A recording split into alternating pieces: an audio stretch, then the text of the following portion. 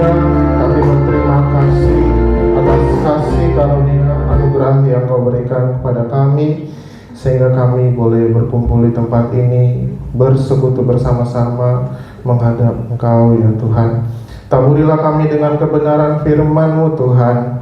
Nyalakanlah semangat daripada-Mu ya Tuhan di dalam hati kami, sebab kedatangan-Mu sudah dekat. Dan biarlah kami selalu setia sampai Engkau datang kembali. Terima kasih Tuhan Yesus Kristus, Kau pakai hamba-Mu untuk berbicara sesuai dengan kadar rohani yang sudah Kau berikan pada hamba-Mu ini. Berfirmanlah di dalam nama Tuhan Yesus Kristus. Haleluya, amin. Silakan duduk Bapak Ibu Saudara-saudari. Saya pertama-tama mau mengucap syukur kepada Tuhan karena proses dari bagaimana saya dari rumah sakit ke sini itu ternyata bukan hal yang mudah. Saya kemarin koordinasi dengan istri saya bahwa besok saya yang akan melayani firman. Cuman di saat yang sama saya kan jaga malam di rumah sakit. Biasanya kalau malam Sabtu besoknya Minggu, saya pasti susah untuk datang ke sini tepat waktu. Nah, saya sudah mengatur rencana saya dengan dokter yang satu. Saya bilang, Dok, saya minta izin ya Dok, nanti saya pulang lebih awal karena saya ada pelayanan di gereja. Beliau mengizinkan. Saya agak sedih dikit karena dia itu kan lagi hamil ya. Saya nggak tega ninggalin dia sendirian, tapi dia mau. Ya mungkin nanti Tuhan membalas kebaikannya lah. Cuma pada saat saya menyelesaikan tugas saya terhambat dengan satu pasien. Pasien itu mengeluh perutnya kok tambah besar. Dia datang dirawat inap ternyata dengan tipes, tapi tensinya udah drop.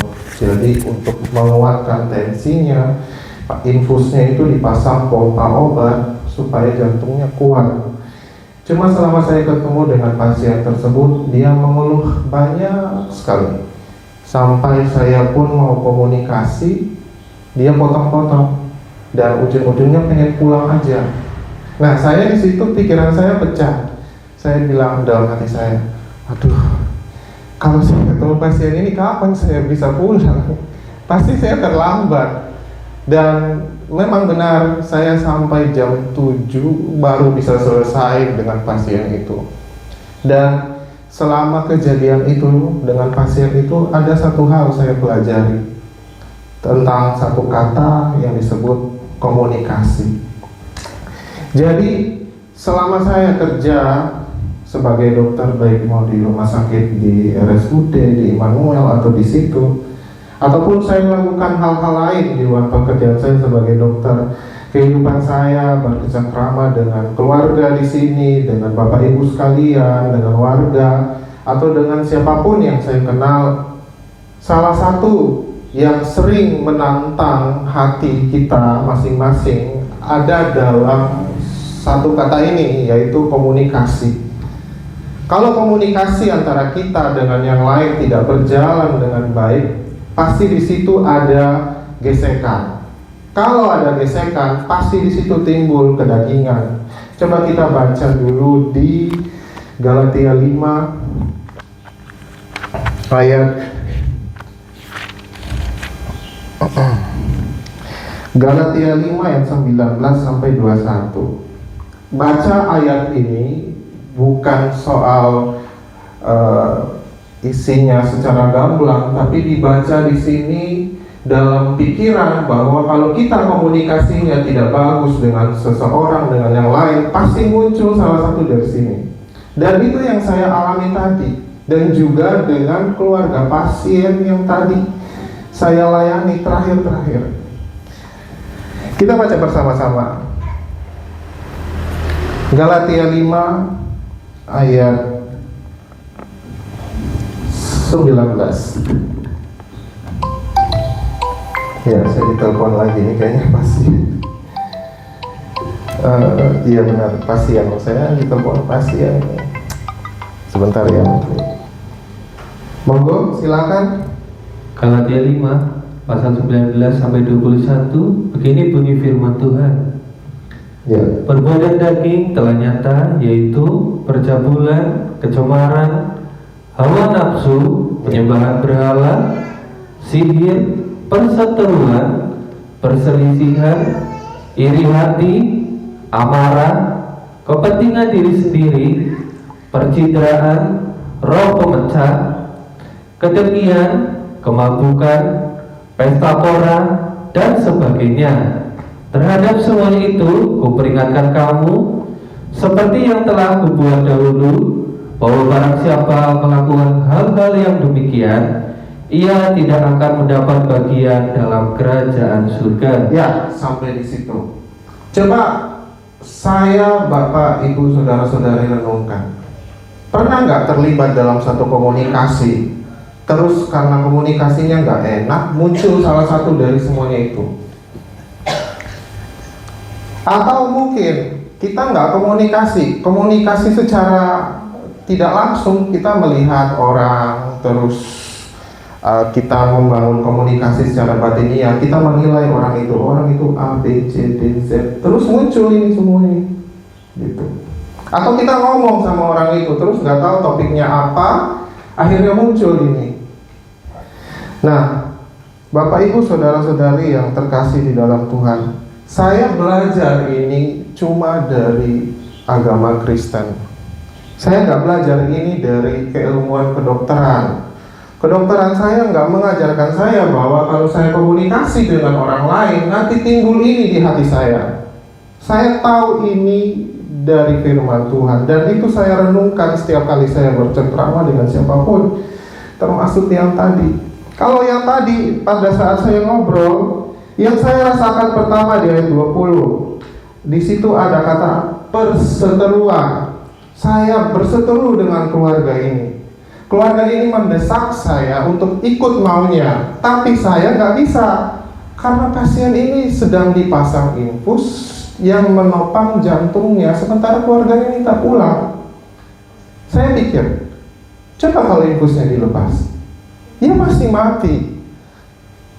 Tensinya bisa 130/90 itu karena dipompa dengan obat yang namanya norepinefrin. Coba kalau itu dilepas, pasti tensinya 70/40 dan pasien mulai menggap-menggap, teriak, sesak nafas. Kita lagi yang kesusahan di situ dan harus pasang lagi obat pompa jantungnya.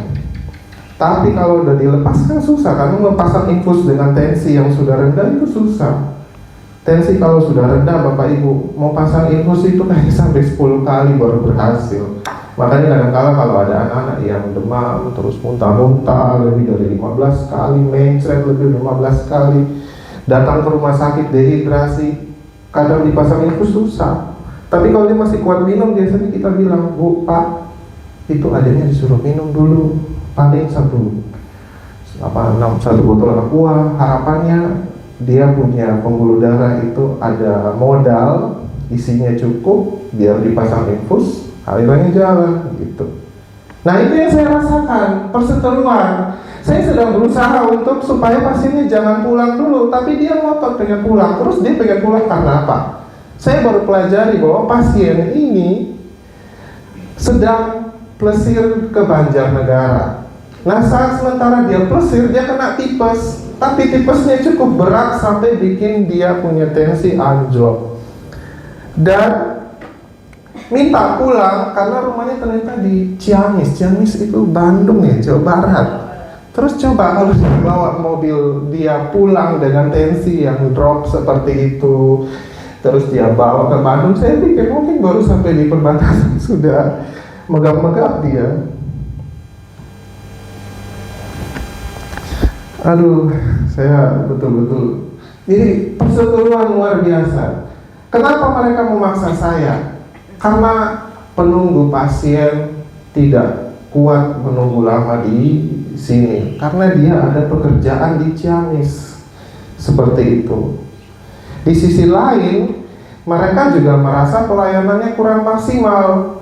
Padahal setelah saya pelajari, itu bukan karena kurang maksimal dia mengalami seperti itu, karena dianya dapat penyakit yang berat. Jadi membuat kondisi pasien kelamaan. untuk mengalami kesembuhan. Kami sering bilang begini, semakin lama penyakit itu ditabung, bikin tenaga medis makin banyak kerjaannya. Semakin kita melakukan kegiatan hidup sehat, pencegahan, kalau dikasih obat-obatan yang sederhana diminum secara rutin, kita tidak akan dapat komplikasi yang lebih serius. Sehingga ketika kita hidup, kita nggak akan mengalami penyakit yang semakin berat dalam kehidupan kita. Tenaga medis siap melayani kita seberat apapun sampai ke ujung kematian. Saya juga tadi ketemu kemarin tuh ya, cuma 9 menit transit di rumah sakit, saya pompa jantungnya terus meninggal. Keluarga pasien tidak terima, tapi ada mau mendekati mati pun kita ada prosedur kok. Pompa jantung dulu, masukkan obat, kalau nggak berhasil sudah menyatakan kematian. Tapi haruskah kita seperti itu? Ya enggak. Nah, kembali lagi. Jadi intinya ada banyak gesekan sampai saya berseteru dengan keluarga itu. Nah, saya ingat firman Tuhan, apakah saya harus berseteru dengan keluarga itu? Akhirnya saya memilih mengikuti maunya mereka. Kalau memang Bapak Ibu mau pulang, boleh. Ada kok prosedurnya, namanya pulang atas permintaan sendiri.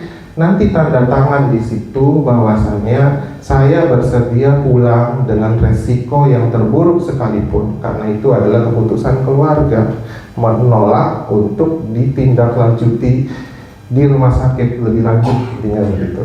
Ada kok berkasnya, tinggal tanda tangan aja.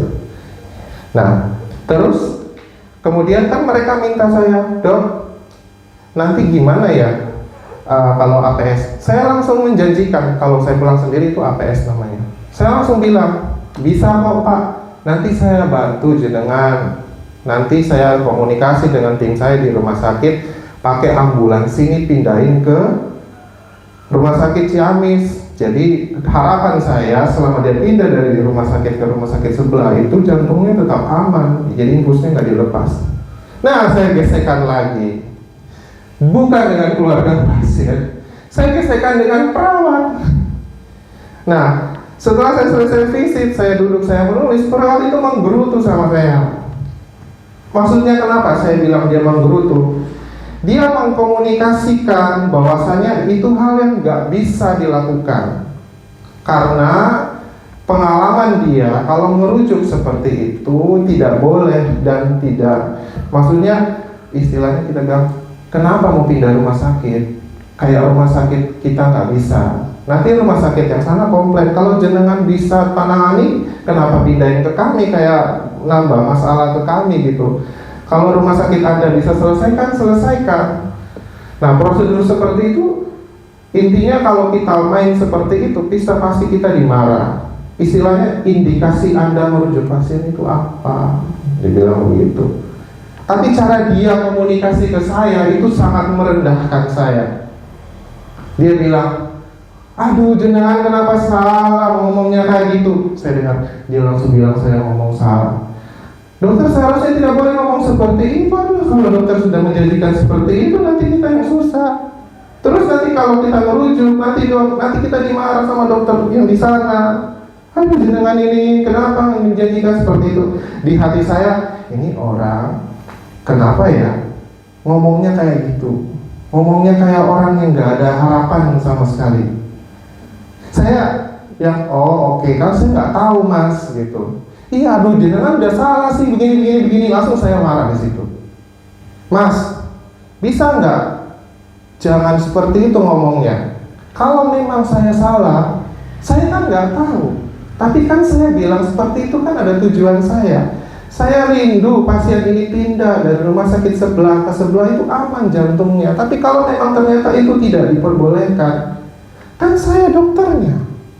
Kan saya bisa tinggal bilang sama pasiennya, mohon maaf Bapak, ternyata prosedur itu tidak bisa. Saya kan juga bisa lapor dulu sama dokter spesialis yang bertanggung jawab. Saya minta izin dulu. Kan bisa seperti itu Mas. Kenapa Mas takut?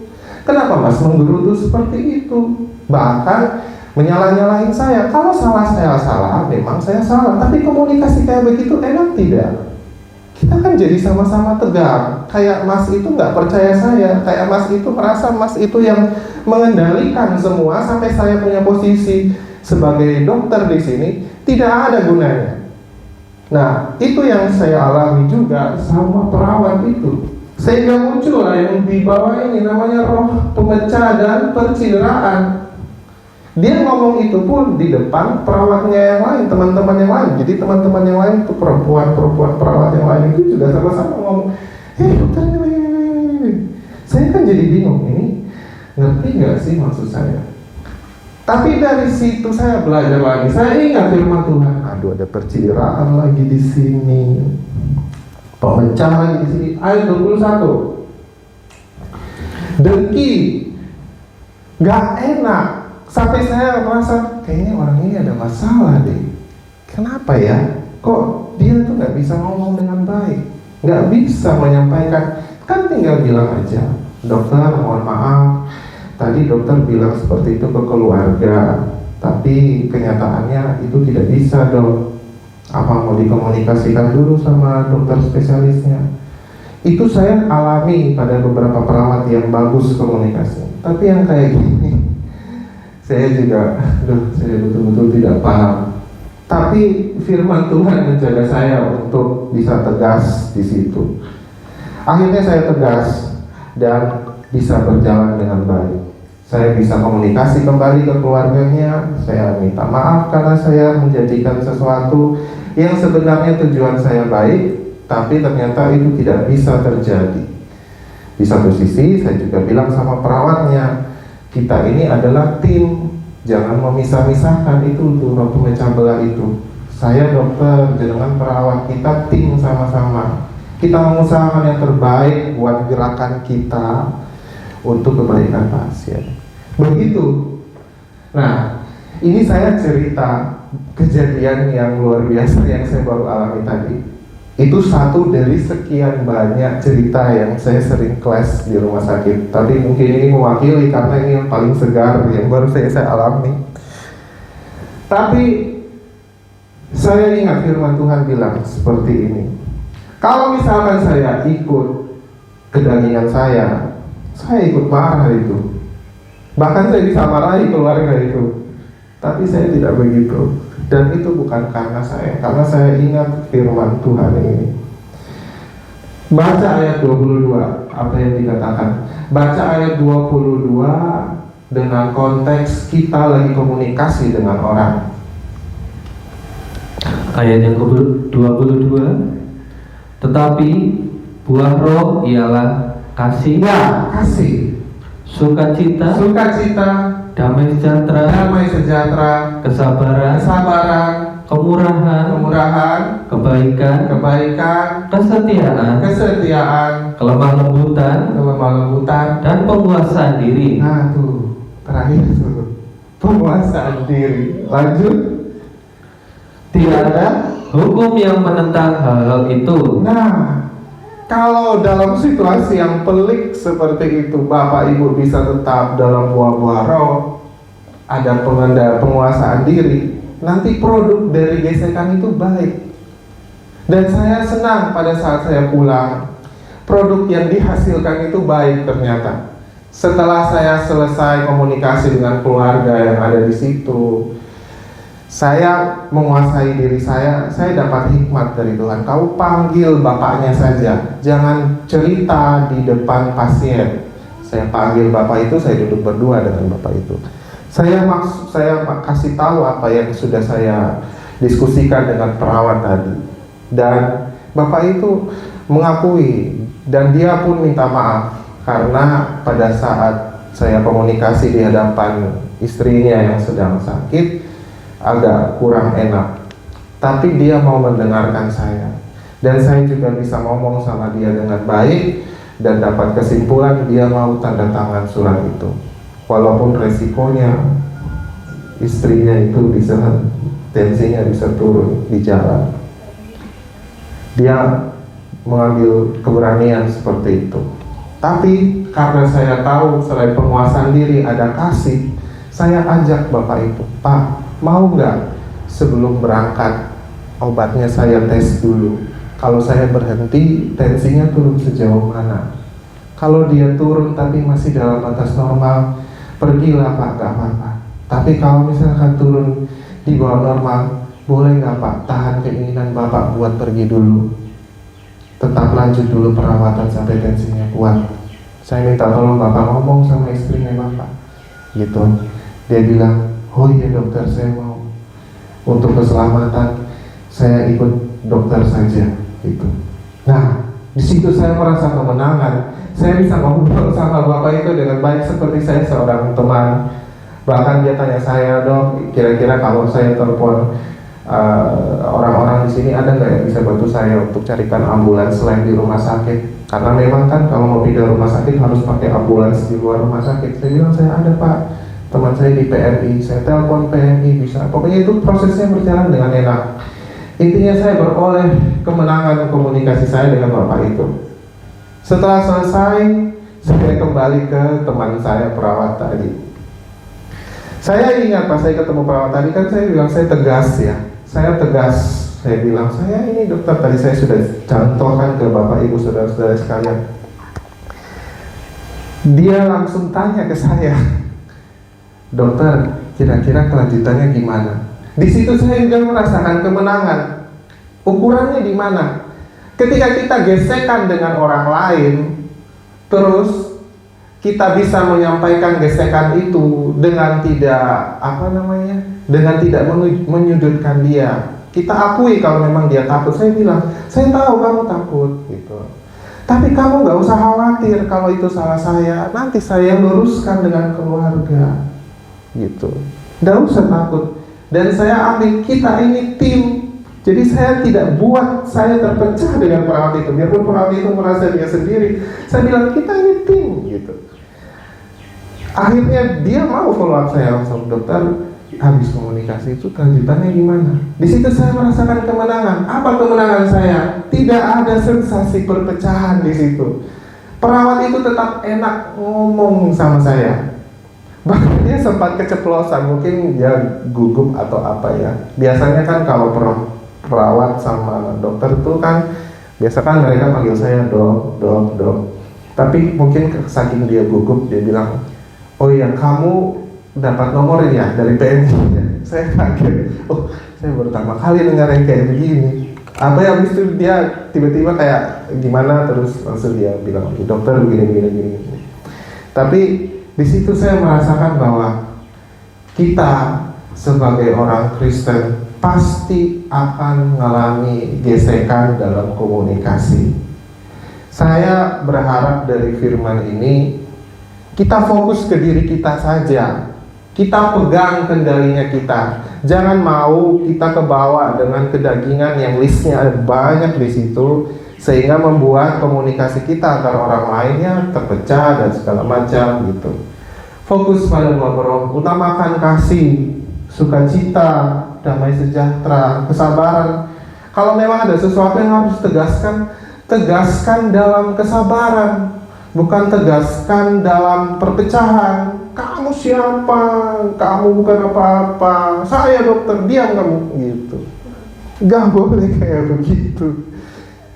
Terus kemurahan, bermurah hati. Kalau memang ada yang salah, ya murah hatilah mengakuinya. Saya akui kok saya salah. Karena apa?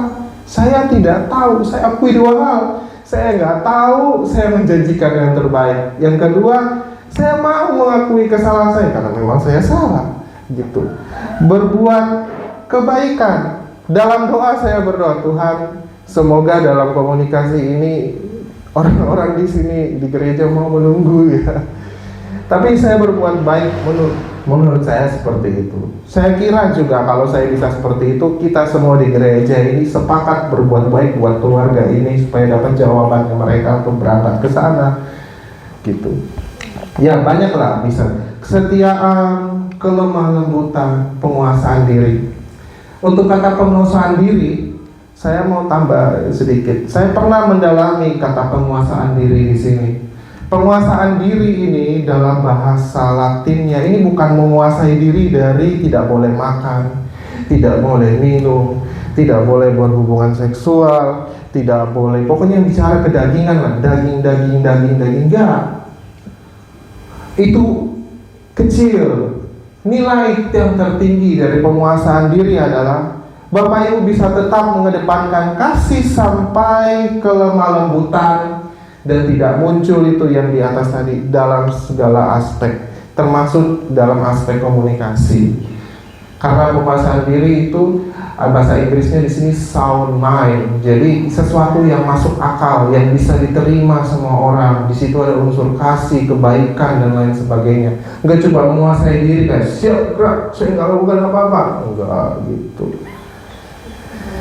Jadi apa yang perlu saya sampaikan hari ini adalah firman Tuhan ini bertajuk koreksi dan menguatkan. Kalau Bapak Ibu mendengarkan apa yang boleh saya sampaikan hari ini, ada yang berbau koreksi dalam kemurahan hati dan kelembutan hati, mengambil dan menerima dan meneruskannya dalam kehidupan yang berikutnya ketika pulang dari sini. Kalau ini bermaksud seperti penguatan, yang dikuatkan adalah diri sendiri. Tidak usah bilang, itu gara-gara, kan firman Tuhan sudah bilang seperti ini. Terus kita salahkan orang-orang di sekitaran kita, bahwasanya gara-gara kamu makanya gesekan terjadi. Tidak.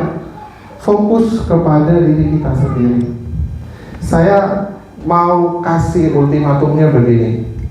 Kalau di penyakit jiwa, orang gila ya, orang gila nih ya, kita sering orang awam bilang orang gila. Kalau kita di kedokteran jiwa, psikiater, kalau pasien suka menyalahkan orang lain akibat penderitaan yang dia alami, itu sudah setengah gila. Kita bilang tilikannya 3. Yang kayak gitu tuh susah untuk disembuhkan dari gangguan jiwanya dia. Tapi yang bisa sembuh dari depresi, cemas apa itu adalah orang-orang yang dia tahu dia ada masalah. Dia tahu kalau dalam komunikasi sering ada gesekan. Dan yang dia lakukan bukan nyalahkan orang itu, termasuk saya. Ketika saya tadi itu ada komunikasi, saya nggak salahkan keluarga pasien kayak gitu. Saya nggak salahkan perawat itu sehingga saya marahi dia, terus saya bikin gap antara dia dengan saya. Saya nggak melakukan itu. Yang saya lakukan seperti firman tadi. Dan saya fokus ke diri saya, bagaimana Tuhan menguasai saya dalam situasi yang pelik seperti itu. Dan saya berusaha untuk mengoreksi diri, membangun diri saya lebih baik sesuai firman Tuhan. Dan kalau dalam kedokteran jiwa ya, itu takarannya 6, bagus. Kalau orang seperti itu, hidupnya jauh lebih baik. Jadi sambil singkat, intinya gini, kalau Bapak Ibu ada masalah dalam kehidupan Bapak Ibu, terus yang Bapak Ibu salahkan orang lain, kalau dalam kedokteran jiwa itu levelnya setengah gila. Karena itu sumber penyakit semuanya itu. Penyakit hati semuanya ada di situ. Karena salahkan orang lain terus. Tapi kalau saudara melihat situasi yang pelik, saudara fokus ke diri saudara, berdoa, minta Tuhan hikmat pimpinan, pasti ada jalan keluar dan akan membuat Bapak Ibu lebih bertumbuh. Kalau tidak, kena penyakit hati terus. Penyakit hati listnya itu banyak. Kan kita sudah baca tadi kan, ada di situ kalau di ayat berapa ini, dengki, iri hati, itu kan semua di situ penyakit hati.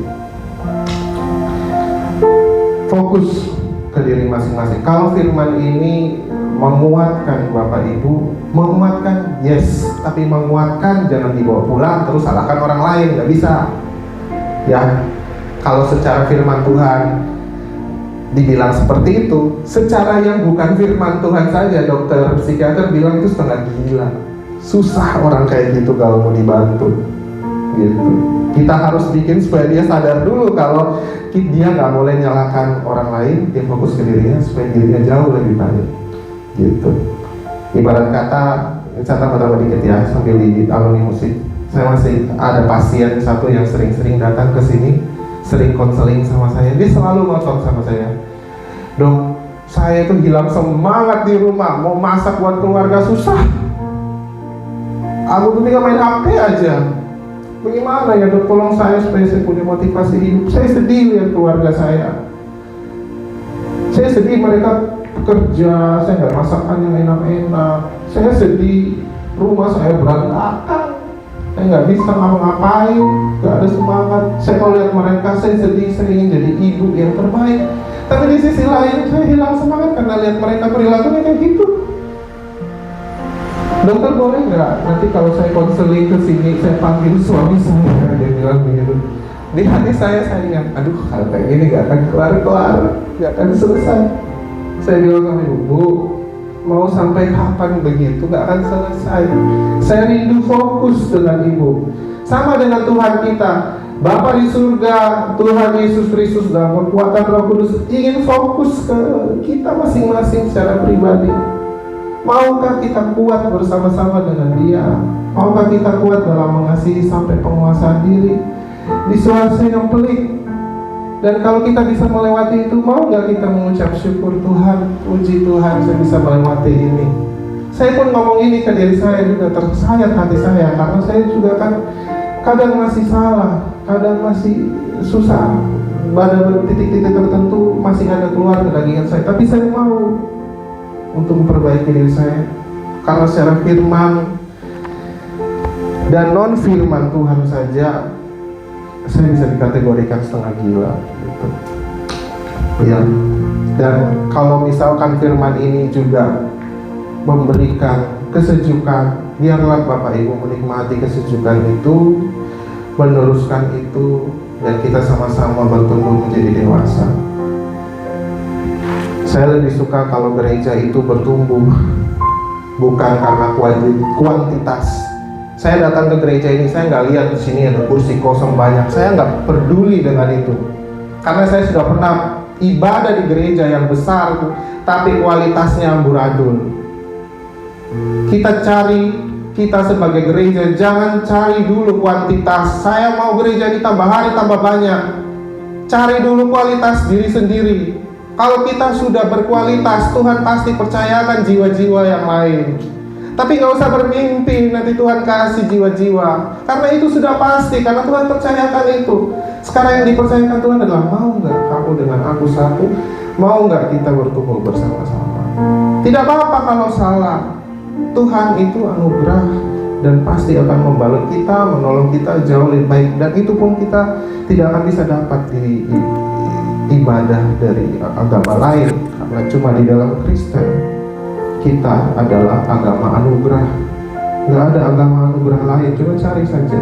Agama lain itu menyembah harus korban ini, korban itu, harus naik gunung lah, harus sebuah patung lah, segala macam supaya diakui ya Tuhan anugerah. Makanya kita sebut Bapa, kita berdoa Bapa. Kalau yang lainnya, maaf ya, mungkin nggak sebut Bapa. Jadi mari saya cukupkan firman Tuhan di sini. Kiranya kita semua diberkati Tuhan. Bapa di surga, terima kasih atas kasih dan setiamu bagi kami, juga bagi hamba-Mu ini.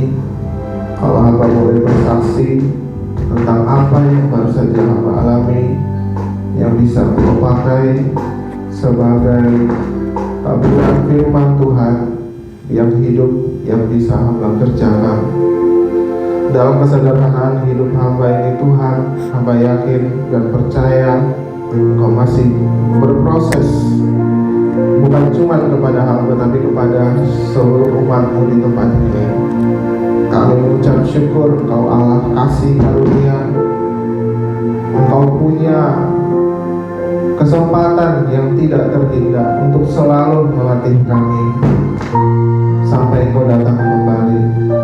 Kami tidak ragu dan tidak takut, karena walaupun dalam kelemahan kami, Engkau selalu mengasihi, mengampuni dan mengangkat kami. Terima kasih ya Tuhan atas kasih-Mu yang Kau banjiri kepada kami. Saat ini kami akan lanjut untuk bersekutu dengan tubuh dan darah-Mu yang disimbolkan oleh roti dan minuman anggur yang akan diberikan Tuhan Kau berkati hamba-Mu yang akan melayani perjamuan kudus. Kau juga berkati kami untuk selalu ingat, tidak ada yang bisa melakukan seperti ini selain Engkau Tuhan. Tidak ada yang bisa membawa kami kepada anugerah selain kalau kami mengenal Tuhan Yesus Kristus. Tidak ada yang lain, hanya Engkau yang bisa membuat kami hidup dalam anugerah. Kami akan menikmati itu dalam perjamuan kudus ini, Tuhan. Dan biarlah Engkau yang berkuasa di dalam Roh-Mu yang kudus mengerjakan bagian-Mu, Tuhan, dalam hati kami. Terima kasih Tuhan, di dalam nama Tuhan Yesus Kristus kami akan masuk perjamuan. Dengan bangkit berdiri kita angkat tubuh Tuhan. Dan sambil mengangkat tubuh Tuhan, mari kita dengarkan firman Tuhan. Matius 26 ayat 26 sampai 28 berkata, dan ketika mereka, saat ini kita sedang makan, Yesus mengambil roti, mengucap berkat, memecah-mecahkannya, lalu memberikannya kepada murid-muridnya, saat ini adalah kita, dan berkata, ambillah, makanlah, inilah tubuhku. Mari kita makan bersama di dalam nama Tuhan Yesus Kristus.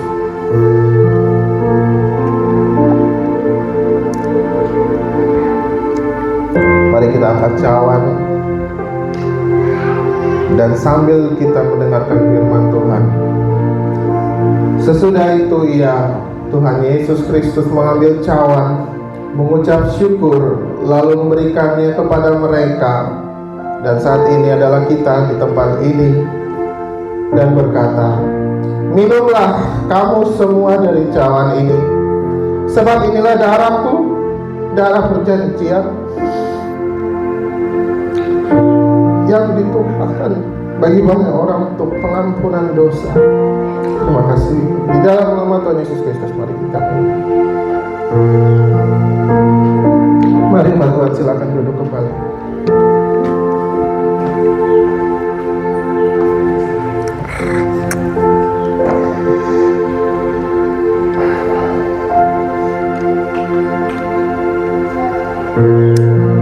Mari saat teduh sejenak.